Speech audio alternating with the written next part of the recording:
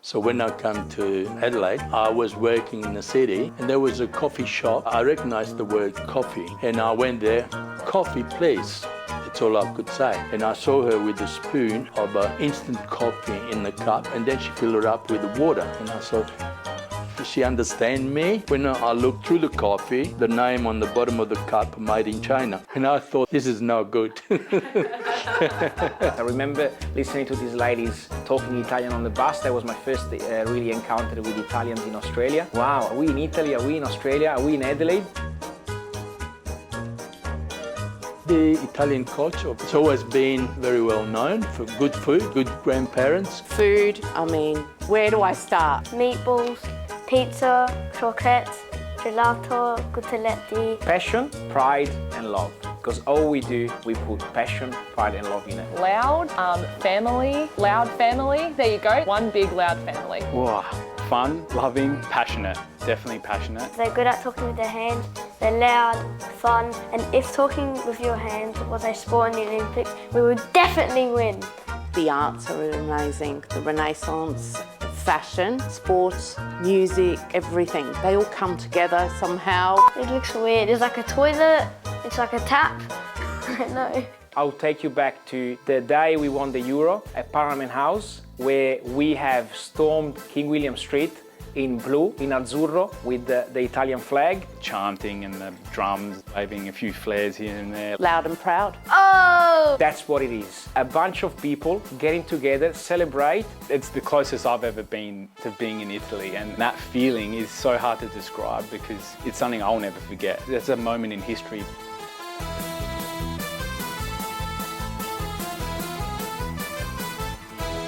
In 1966 that I arrived here, 6 o'clock at night, everything was shut. You know, he tried to go for a coffee, there's no such a thing. He tried to go for a pizza, never heard of them. So it was a shock to me coming into this country and I really missed my culture in Italy. We were taught to learn from all other cultures.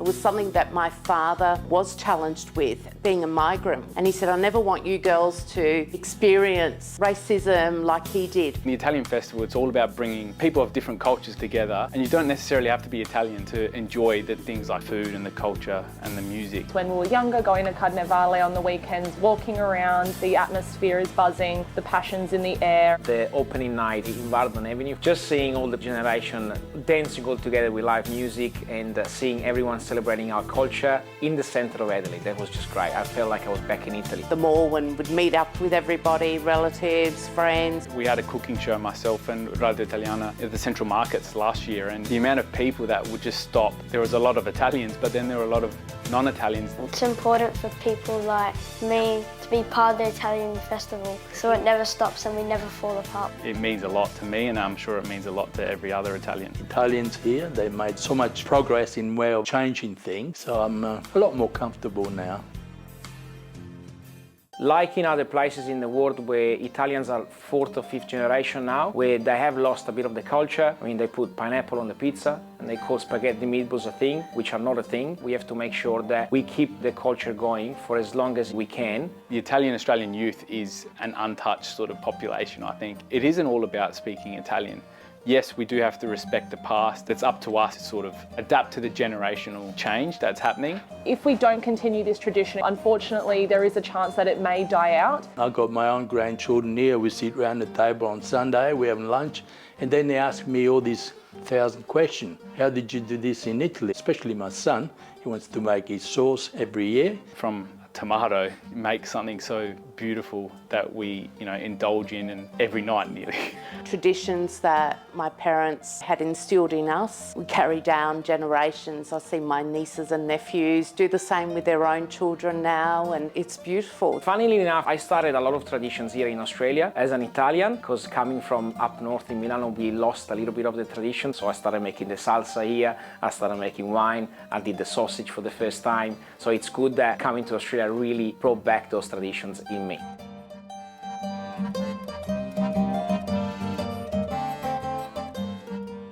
My great-grandparents came to Australia with nothing, and that teaches us to work hard and stick together as a family. All I came to Australia was a couple of suitcases and some debts with me that I had to go to work here and start to pay my debts first, send the money back in Italy, and then I start to think for myself. I think one of the main pieces of advice is you do not get given anything, you have to work for what you have. That's really stuck with me, and that's something that I do take into my everyday life. The older generation have suffered a lot. They've been through war, they've been through migration, and I wouldn't want to see this lost. If I enjoy today, it's because I worked hard at the beginning. And you cannot achieve something great unless you work for or you study for. Facciamo nel giardino. Questo pomodori di oggi, frigoriferi per conservarli e per mangiarli dopo. Questo è il paese, Macchia di Sernia. Questo è dove io sono nato. I don't think I'd ever be able to repay the debt that my nonni made to move across to Australia from Italy. I have a special connection with my late nonno. I do share his name, Giuseppe, so now I sort of live my life trying to make him proud. This year I celebrate 10 years in Australia, and this is my year of celebration, but also appreciation of life and appreciation of what we have. Viva la vita, VLV. Because you gotta appreciate it. Italians, they appreciate life. Whatever it is, with the simple things, with just a plate of pasta, a bit of bread, a bit of olive oil, that's it.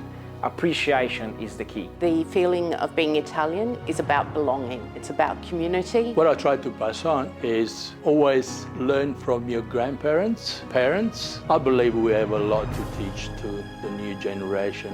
I'm really proud to be Italian. I love it. We are a community outside of Italy, but we are strong, we're fierce, we're proud, and we stick together. We never let each other down, and we are one big unit. We are Italians after all.